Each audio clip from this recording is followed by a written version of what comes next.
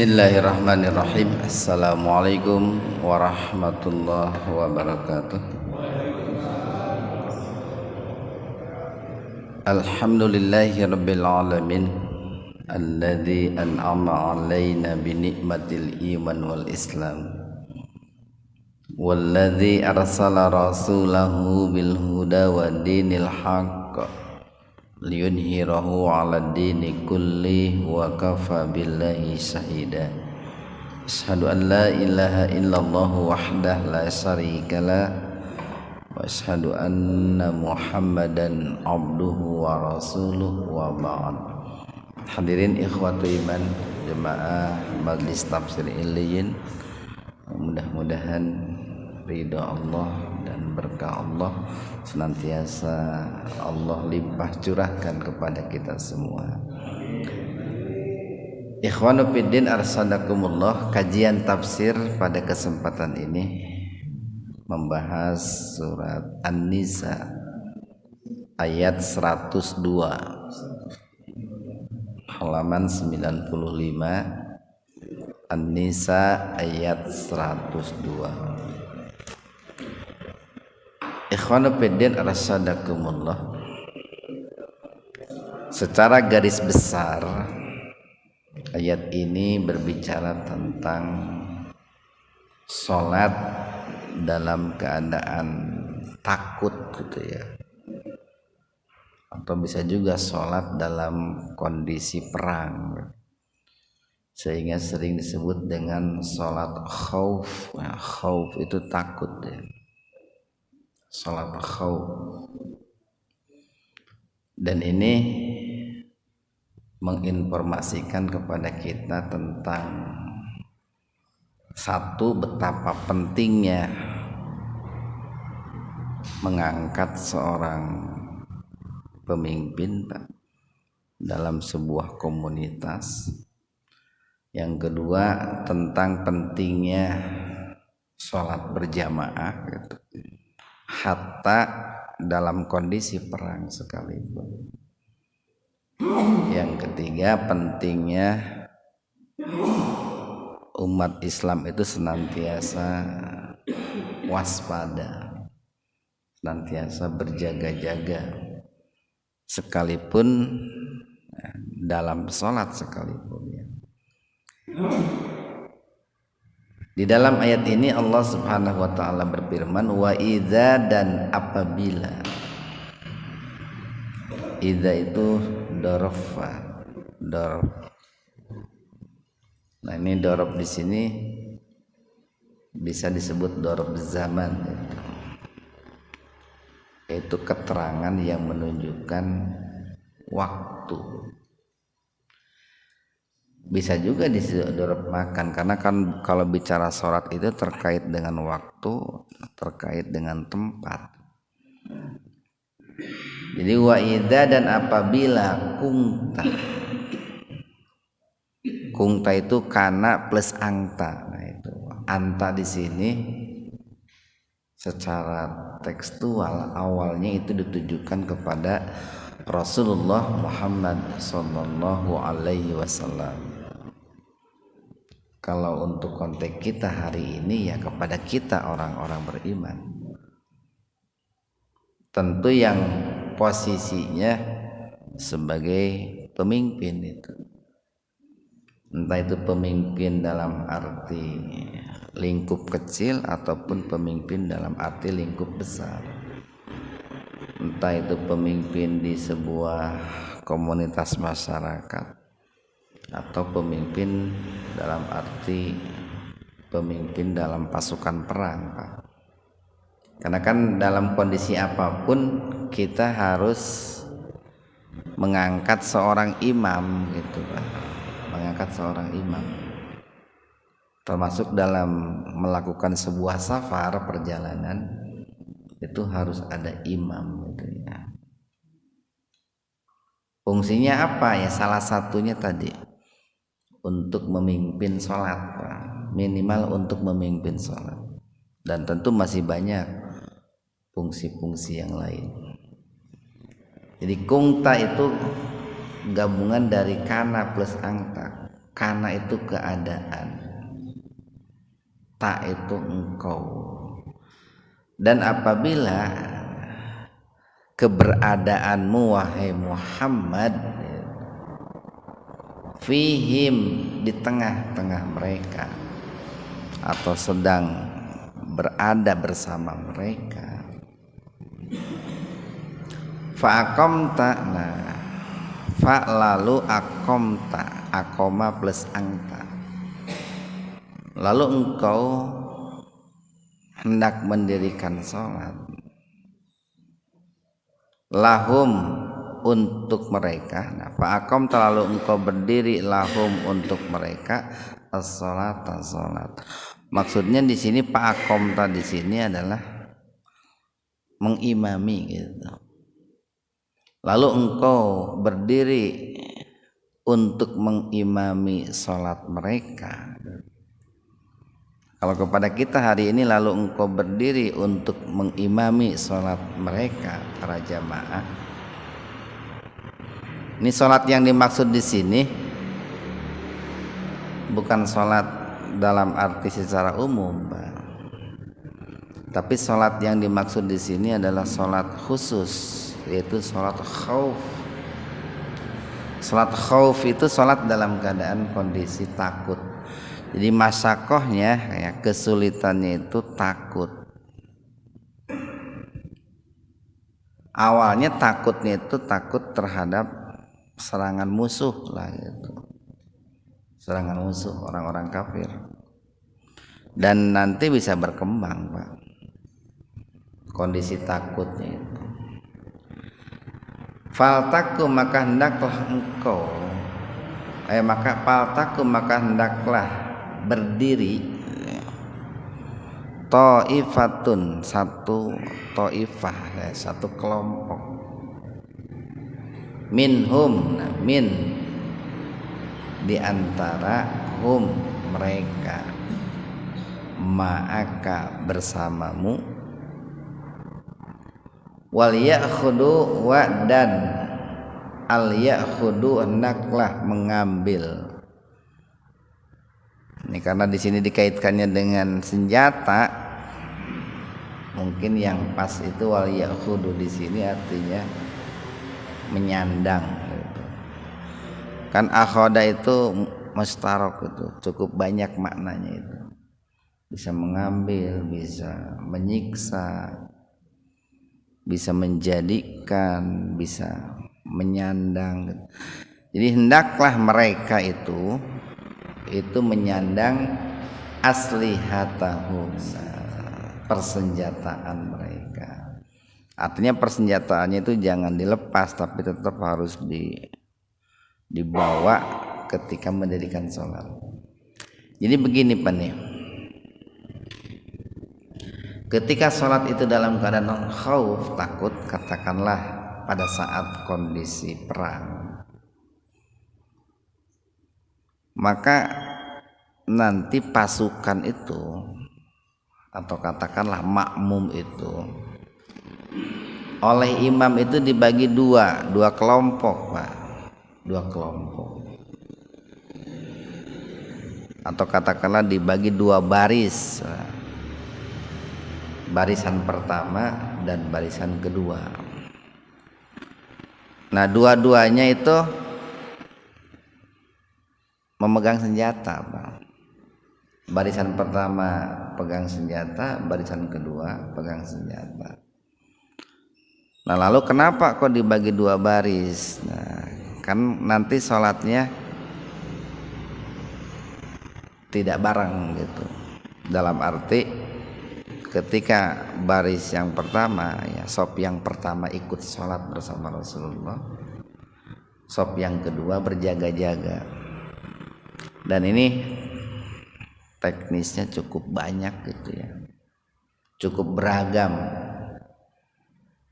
Tentu beragam di sini kita harus memotret bagaimana teknis pelaksanaan sholat khauf dulu di zaman Rasulullah Sallallahu Alaihi Wasallam dan juga para sahabat.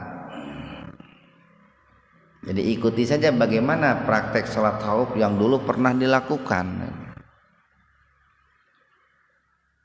dan perbedaan sholat khauf yang dulu pernah dilakukan, nah substansinya sama lah. Yang membedakannya itu tergantung kondisi takutnya gitu. Kan takut itu beda-beda, ada takutnya itu ringan, ada takutnya itu berat. Nah, ringan dan beratnya rasa takut yang dihadapi akan membedakan teknis pelaksanaan sholat khauf. Salah satunya begini nih, bisa pasukan kaum muslimin itu dibagi menjadi dua kelompok. Ini kalau yang disampaikan oleh Ibnu Umar dan pernah dilaksanakan juga oleh Ibnu Umar. Dibagi dua kelompok. Kelompok yang pertama dipimpin oleh seorang imam dan menyelesaikan sholatnya 2 rakaat, Pak. Kenapa 2 rakaat? Kan kemarin sudah kita bahas tuh, sholat dalam keadaan safar itu, Pak. Dalam keadaan safar. Ini kan pasukan perang ini sedang menuju ke medan perang, Pak. Atau sedang dalam kondisi di medan perang. Berarti ini kan dalam keadaan safar juga, maka sholatnya itu 2 rakaat. Jadi barisan yang pertama dipimpin oleh satu orang imam. Ini model pertama nih, dipimpin oleh satu orang imam dan menyelesaikan sholatnya 2 rakaat sampai tuntas. Tentu kalau maghrib nggak bisa jadi 2, tetap aja 3, Pak. Kemudian setelah barisan yang pertama selesai dipimpin oleh satu orang imam, baru shaf yang kedua. Ketika barisan yang pertama ini mendirikan sholat nih, shaf yang kedua mereka belum sholat tapi berjaga-jaga. Barangkali ada musuh gitu, Pak, yang mau menyerang. Nah, nanti dihadapi oleh shaf yang kedua. Nah, saat shaf yang pertama salam selesai sholatnya, barulah shaf yang kedua dipimpin oleh imam yang baru mendirikan sholat. Ada model pertama seperti itu dan diakui oleh para ulama model-model sholat khauf itu disahkan. Yang kedua ada yang melaksanakan sholat khauf itu imamnya 1, enggak 2, dan enggak dibagi kepada 2 kelompok gitu, tapi tetap 2 shaf, 2 baris. Jadi pertama imam itu memimpin sholat khauf untuk shaf yang pertama. Nah, untuk shaf yang pertama. Setelah shaf yang pertama itu menyelesaikan sujudnya itu di rakaat yang pertama, imam tetap, Pak. Imam itu tetap dalam kondisi menjadi imam. Nah, setelah shaf yang pertama itu selesai sujud, dia mundur ke belakang. Kan bangkit dari sujud dia mundur ke belakang dalam rangka untuk berjaga-jaga. Lalu shaf yang kedua maju ke depan gitu. Maju ke depan dan ikut sholat berjamaah bersama Rasulullah waktu itu. Jadi Rasulullah itu memimpin shaf yang kedua itu di rakaat yang kedua. Rasulullahnya rakaat yang kedua, ini shaf yang kedua ini baru rakaat yang pertama. Gitu. Baru rakaat yang pertama. Baru nanti setelah shaf yang kedua ini selesai gitu ya. Ketika Rasulullah itu selesai memimpin sholatnya tadi 2 rakaat itu, maka yang kedua meneruskan sholatnya lalu bersalam. Nah, yang shaf yang pertama yang mundur itu berjaga-jaga, Pak. Yang kedua menyelesaikan, jadi yang kedua selesainya lebih dulu daripada yang pertama. Lalu salam, kemudian setelah salam mereka berjaga, baru shaf yang pertama menyelesaikan sholatnya tadi yang belum tuntas. Ada yang teknisnya itu seperti itu. Dan cukup beragam Pak, cukup beragam. Ini kita lanjutkan nih. Faidah dan apabila sajadu mereka bersujud atau menyelesaikan sujudnya. Fi'il madi ini menunjukkan sudah dilakukan. Dan apabila mereka telah menyempurnakan sujudnya, gitu.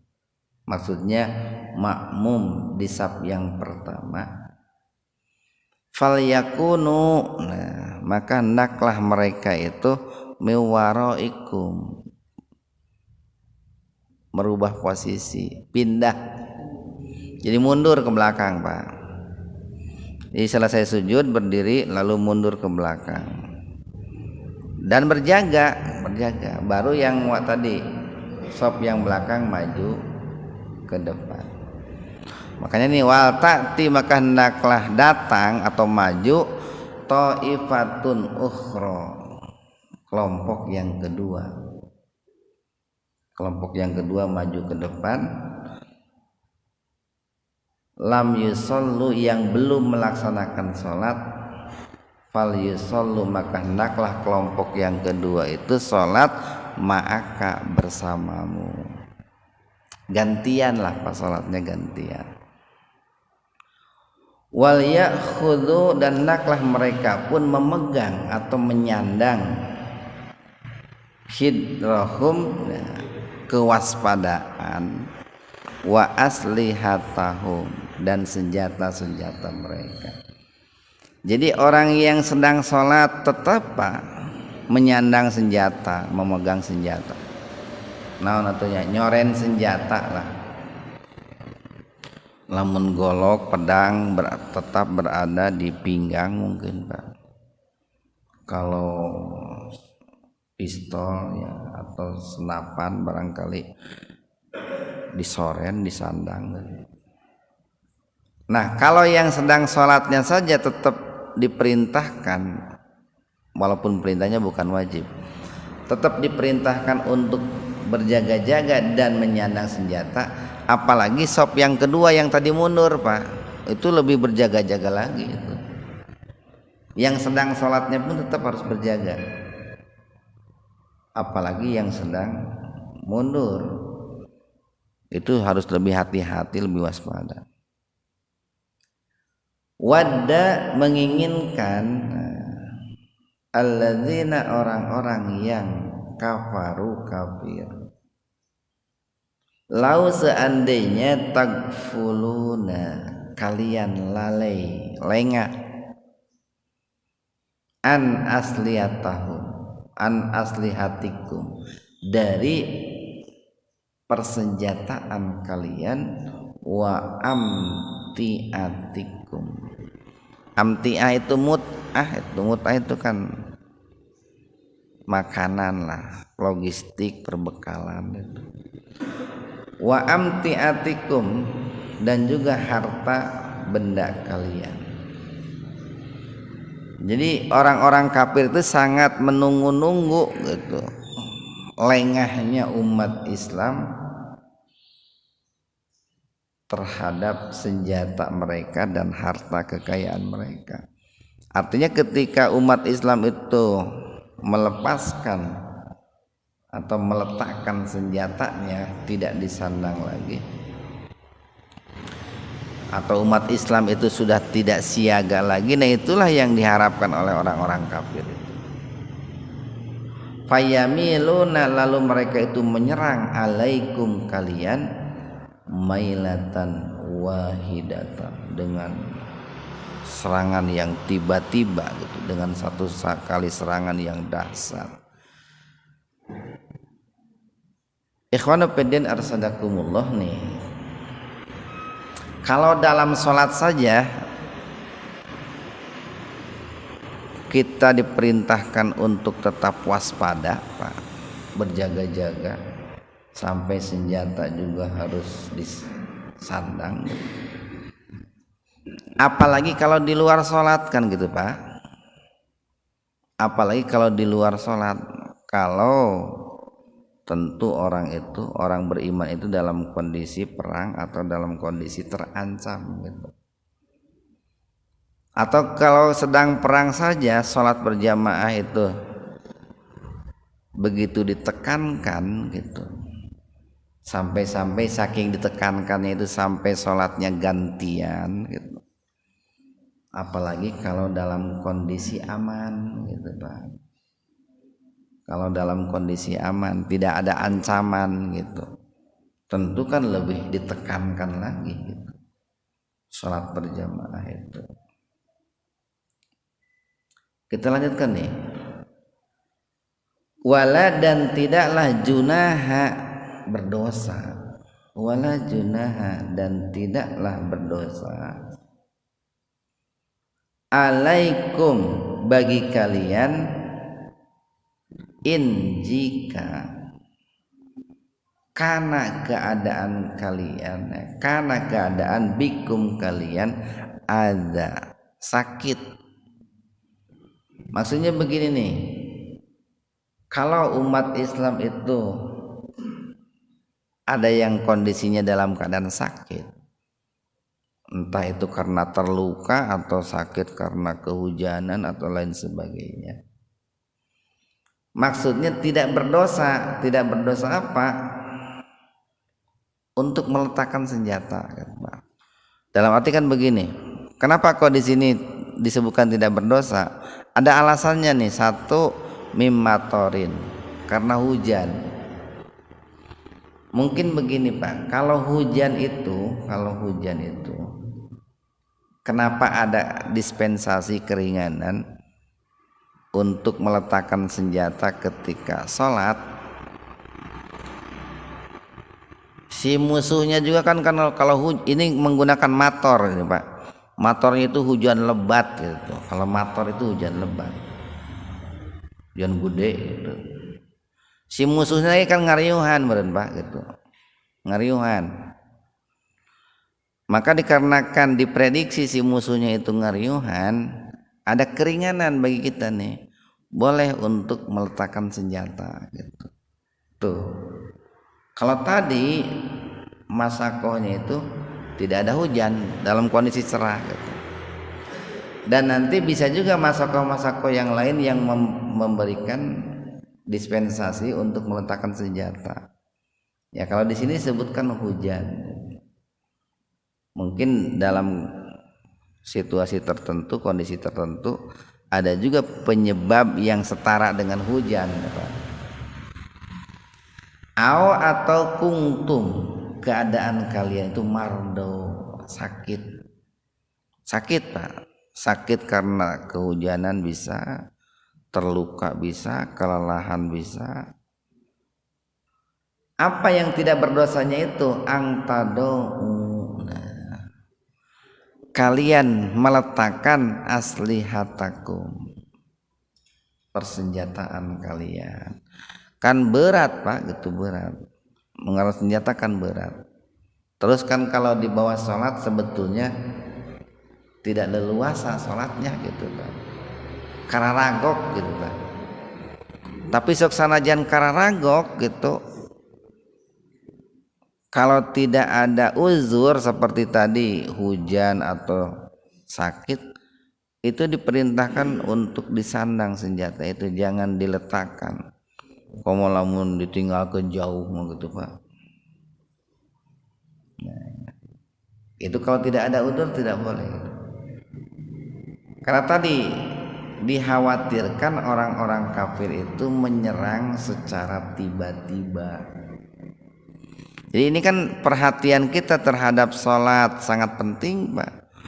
Perhatian kita terhadap keselamatan pasukan kaum muslimin dan logistiknya pun sangat penting. Ini kan perpaduan nih, perpaduan antara vertikal dan horizontal. Perhatian terhadap vertikalnya menjaga sholat berjamaah, itu hak Allah didahulukan itu. Perhatian yang sifatnya horizontal tadi pentingnya menjaga jiwa, menjaga nyawa. termasuk menjaga perbekalan gitu, Pak. Makanya yang namanya Islam itu ya tadi, agama Islam itu sangat memperhatikan dunia dan akhiratnya gitu, Pak. Jadi tidak melulu akhirat gitu, dunia juga diperhatikan, dibahas dalam Al-Qur'an. Kita lihat nih. Jadi tidak berdosa artinya boleh lah gitu. Tapi ini bukan pilihan ideal, Pak. Ini kan pilihannya pilihan darurat ini. Kalau dalam kondisi hujan atau kalian sakit lah, tidak mengapa kalau mau meletakkan, bahasanya itu wala junaha, bukan dianjurkan, bukan, Pak. Jadi berarti kan di situ menunjukkan ada dalam kondisi terpaksa. Dalam kondisi terpaksa. Kalau tadi tetap memegang senjata itu kan diperintahkan. Kalau ini bahasanya tidak berdosa gitu. Beda kan diperintahkan dengan tidak berdosa. Kalau memegang senjata ketika sholat khauf itu diperintahkan, tetapi kalau dalam kondisi hujan sholat khaufnya atau sakit itu bahasanya tidak berdosa kalau tidak memegang senjata. Berarti ini kan alternatif, Pak, pilihan kedua kalau tadi ada kondisi yang memungkinkan untuk meletakkan senjata, salah satunya sakit atau hujan. Wahudu, dan tetaplah kalian harus mengambil hidrakum. Al-hidr itu kewaspadaan, Pak. Jadi sekalipun senjata itu boleh diletakkan gitu, sekalipun senjata itu boleh diletakkan, tapi tetap yang namanya kewaspadaan harus ditingkatkan gitu. Ini kan berarti ini perlu apa ya? Perlu kecerdasan tingkat tinggi ini, Pak. Dalam arti kecerdasan tingkat tinggi itu di satu sisi dia harus menjaga hak Allah ketika sholatnya. Apa hak Allahnya itu? Ya kehusuan, Pak. Hak Allah itu ketika sholat dari kita, sholat kita khusyuk. Tapi di sisi lain dia pun harus menjaga hak dirinya, yaitu dengan meningkatkan kewaspadaan dari serangan musuh. Itu kan memadukan antara dua kecerdasan itu, Pak, dua kemampuan. Di satu sisi dia harus konsentrasi dengan sholatnya kepada Allah, di sisi lain pun dia harus konsentrasi dengan musuhnya yang akan menyerang dirinya, kan begitu. Kita lanjutkan.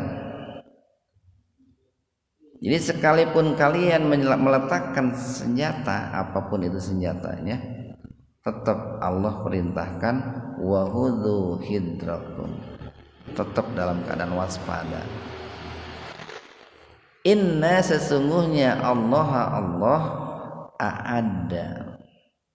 Ini kalau a'adda dikaitkan dengan orang kafir itu artinya mengancam, Pak. Al-wa'id itu.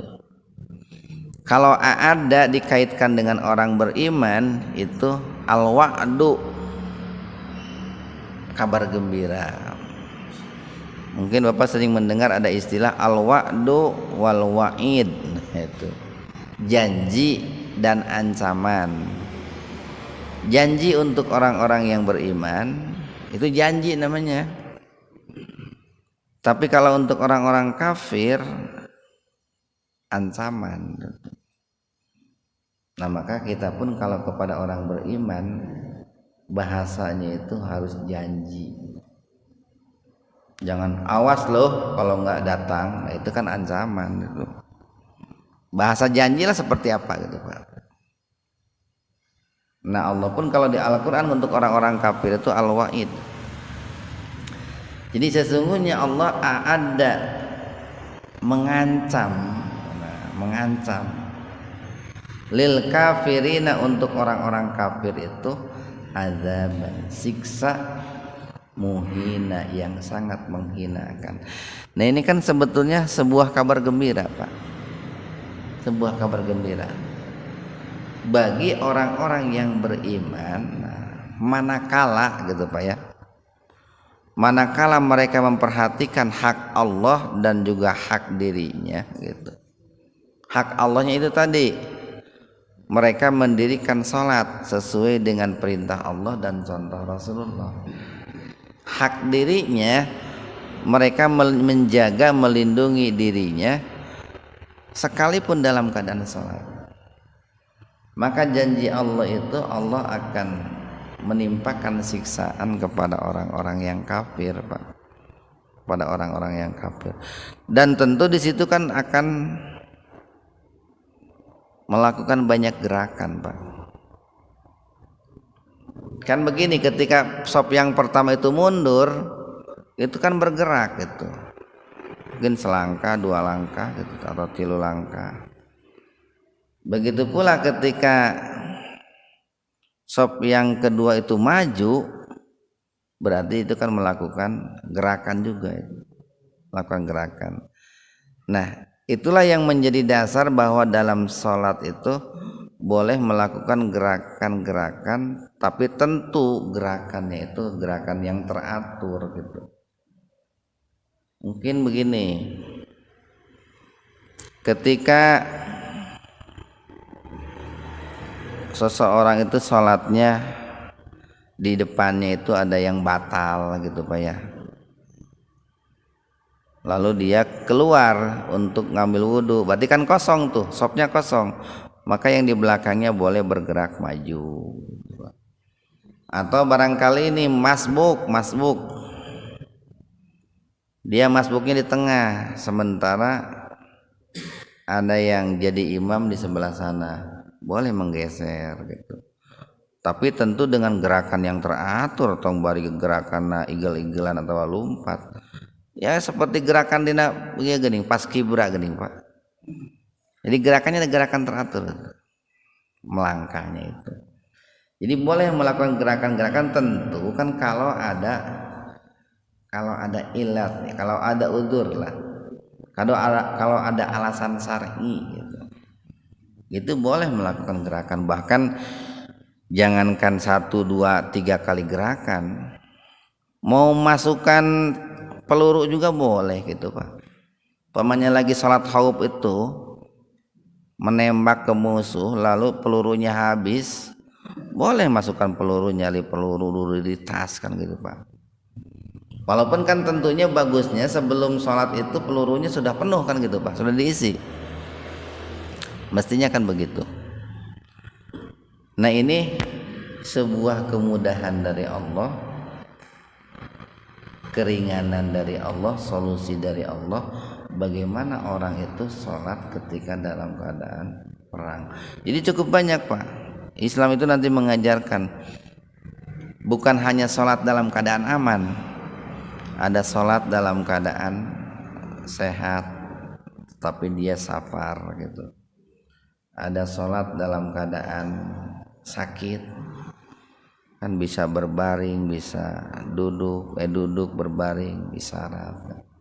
Ada sholat dalam keadaan khauf gitu, dalam keadaan takut gitu. Nah biasanya kalau sholat dalam keadaan takut itu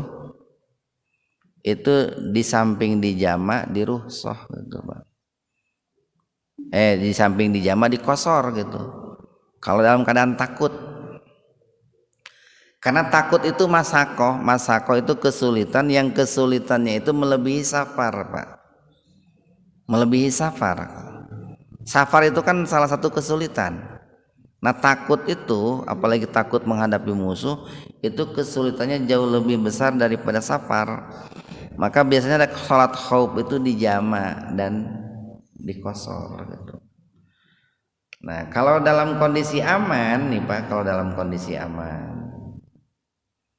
kalau kita sholat jamaknya di pemukiman gitu, pemukiman kayak gini Pak, Bapak mau berangkat ke Jakarta nih, pas adzan duhur masih di GBI, ulama menganjurkan itu dijamak saja gitu. Artinya duhurnya 4, asarnya 4. Kalau kita masih di pemukiman nih, tapi kita mau melakukan perjalanan ke Jakarta tadi, itu kalau kita dalam keadaan mukim. Kecuali kalau kita sudah di perjalanan, umpamanya sudah nyampe ke kilometer sebaraha gitu di tol gitu. Nah di situ di samping di jama itu dikosor gitu Pak, kosor, karena kita sudah di perjalanan itu. Tapi kalau masih di pemukiman di sini boleh disatukan tapi normal gitu, 4-4. Itu mayoritas ulama mengatakan seperti itu. Kalau di perjalanan kita bermakmum nih. Bagaimana cara bermakmumnya itu? Pertama nih, ikuti dulu sholat duhur sesuai imam 4 rakaat gitu Pak. Sekalipun sapar ya. Jadi entong kiah urang maker sapar, imam makan bayar 4 rakaat, urang merek 2 weh gitu tah. Teu kitu. Imam diteruskan 2 rakaat deui kita salam, enggak begitu. Selesaikan dulu 4 rakaat dengan imam gitu, duhur. Baru nanti salat asarnya 2 rakaat gitu Pak. Jadi duhurnya 4 karena imamnya barangkali 4 rakaat. Mungkin imamnya mukim kan di situ kan, kalau di rest area imamnya kan sudah ada orang di situ yang ditunjuk jadi imam. Salatnya mereka 4 rakaat Pak. Karena mukim di situ. Nah kita yang safar tetap ngikuti yang 4, tapi pas asarnya kita kan bangun kelompok lagi, bangun barisan lagi untuk asar. Nah asarnya 2 rakaat. Atau bagaimana kalau jamak takhir? Pas kita duhur belum nih, duhur belum, karena niatnya kita mau jamak takhir. Jamak takhir itu jamak yang ditarik ke akhir. Duhur tarik ke asar. Kalau tarik ke asar tarik ke duhur itu jamak takdim. Nah kalau jamak takhir itu dianjurkan pas waktu duhur, pas adzan duhur itu niat Pak, ya Allah saya mau jamak takhir gitu Pak. Jaga-jaga bisi kecelakaan Pak.